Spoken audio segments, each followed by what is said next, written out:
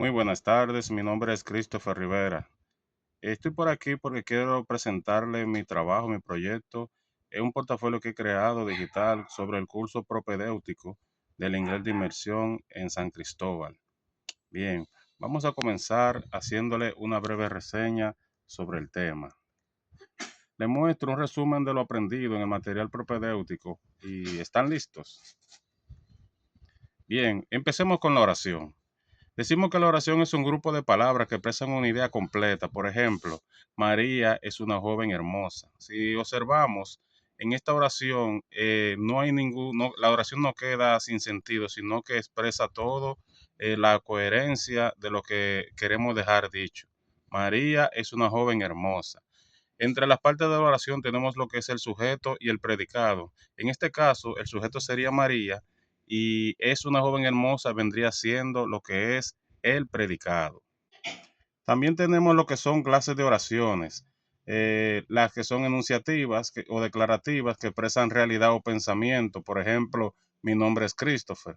Ahí yo estoy diciéndote realmente cuál es mi nombre, es algo claro, estoy expresándote un pensamiento, dándote una información clara y precisa.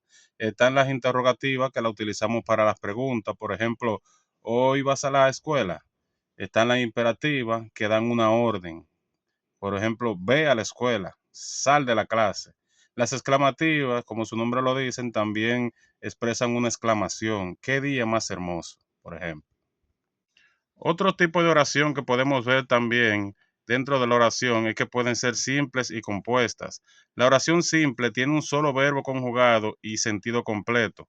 Por ejemplo, el perro salió. Estamos diciendo que el perro salió, donde estamos dándote lo que es el verbo que dice el salió, y el perro salió. O sea, que te está dando un verbo conjugado donde te está diciendo que tiene un sentido completo, no te deja en incertidumbre de qué pasó con el perro, por ejemplo. También está la oración compuesta, que es una unión de dos o más oraciones. Por ejemplo, en este caso, el perro salió de la casa y no aparece en ningún lado. Podemos ver que ambas oraciones, a pesar de que son dos oraciones que están juntas, ambas tienen un sentido común.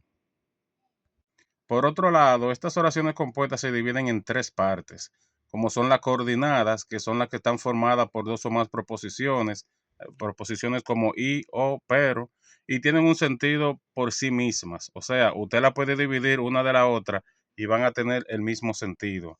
Por ejemplo, Juan estudia inglés. Si tú dices Juan estudia inglés y está aprendiendo mucho, Juan estudia inglés, si tú le quitas la parte y está aprendiendo mucho, te da un sentido completo. Juan estudia inglés. Y por otro lado, está aprendiendo mucho. Son dos oraciones que están unidas una a la otra, pero ninguna pierde en su sentido. Por otro lado, tenemos las yustapuestas, que están formadas por dos o más proposiciones unidas por signos de puntuación. Por ejemplo, la maestra es inteligente, punto y coma. En inglés es muy importante. Si podemos ver, aquí la está separando ese signo de puntuación, el punto y la coma, y ambas oraciones tienen un sentido. Por ejemplo, la maestra es inteligente. El inglés es muy importante.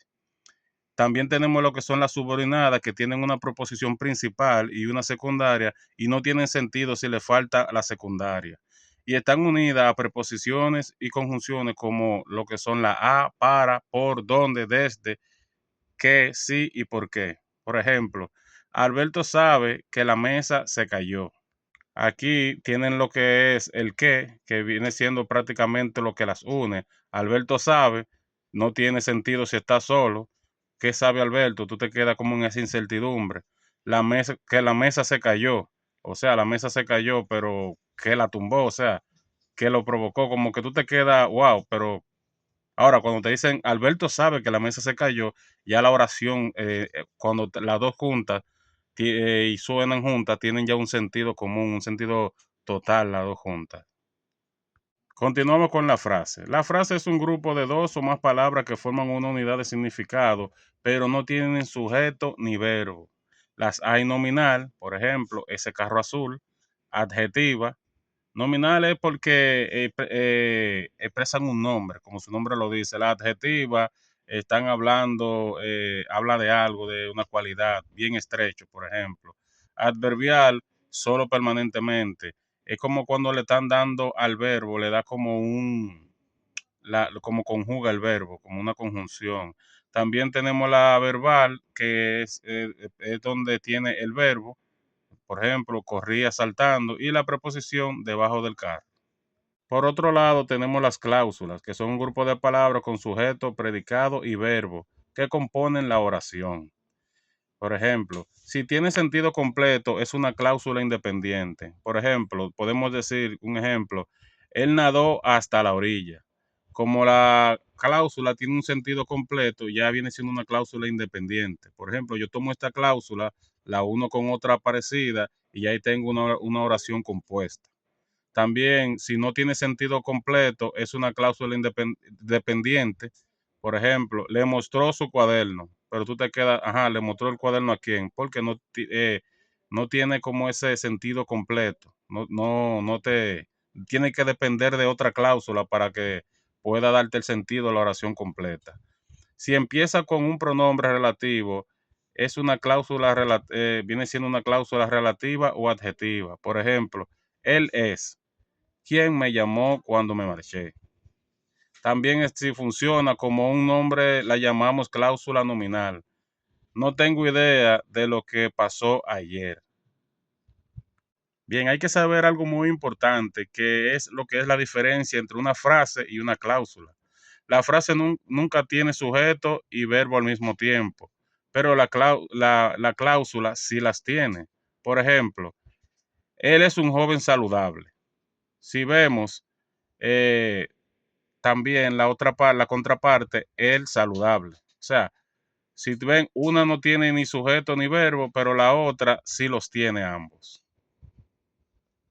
Otra parte de la oración que podemos detallar está en lo que es el verbo, que el verbo indica una acción o un movimiento, por ejemplo, correr, nadar, todo eso expresa un movimiento, una acción. Están los nombres, que es lo que le da sentido nominal a la persona o cosa, María, perro, mesa.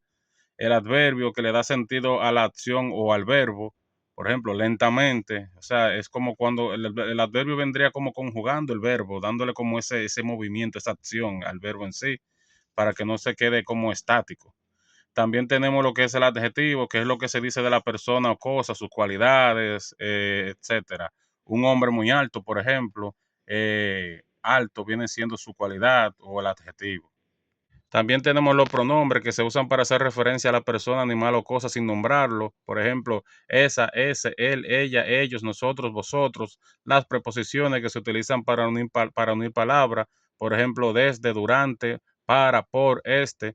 Una conjunción que se utiliza para unir dos o más elementos de una oración y, o, pero, porque.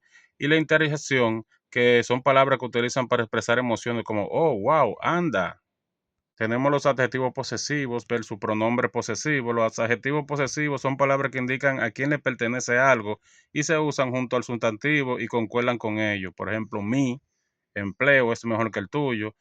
En cambio, los pronombres posesivos expresan una relación de posesión. Sin embargo, en lugar de acompañar al sustantivo, lo reemplazan, como el mío. Ese libro es mío. Los adjetivos demostrativos versus los pronombres demostrativos. Estos adjetivos demostrativos son palabras que se usan para indicar distancia entre un sustantivo y el hablante. También singularizan a un sustantivo. Por ejemplo, este, ese, aquel.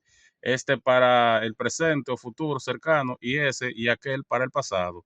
En cambio, los pronombres demostrativos también reemplazan a los adjetivos demostrativos y se distinguen con el uno, o sea, se distinguen con la tilde uno del otro. Por ejemplo, este acentuado, estos, estas, ese.